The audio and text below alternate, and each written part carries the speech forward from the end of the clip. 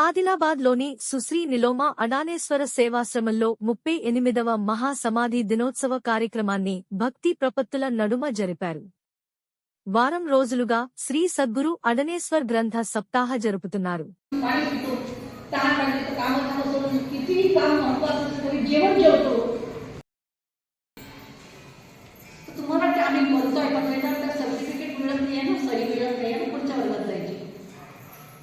आता विचार तुम्ही करायचा आहे का आणि कशासाठी. आपल्याला आज 7 दिवस आपण हा जो बोध घेतला 8 अध्यायातून की शेवटी सद्गुरूच्या चरणी बसल्याशिवाय मानव जन्मामध्ये नाही. जीवनधारासाठी आत्मधारासाठी भक्ती आहे, संसाराची आसक्ती कमी होण्यासाठी भक्ती आहे जन्मापासून.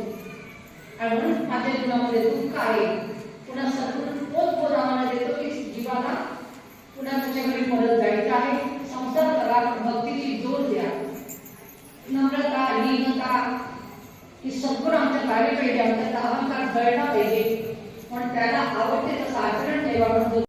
त्याचं आज आपल्याला आता आपल्या अहंकाराचा नाश करून स्तोत्र वाचन आणि मनन चिंतन करून सद्गुरूचं स्मरण करून त्याची अपार करुणा आणि कृपा आपल्याला माहेरून आपल्या सोबत घेऊन जायचं आहे.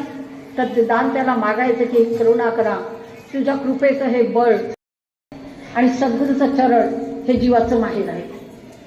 त्या माहेरहून पुन्हा त्याला सासरी जावं लागेल. जसं साई आपल्या मुलीला ओटी बांधून देते त्या पद्धतीने ही ओटी आपल्याला घेऊन जायची आहे. पण त्याच्यासाठी पुन्हा एकदा मनाला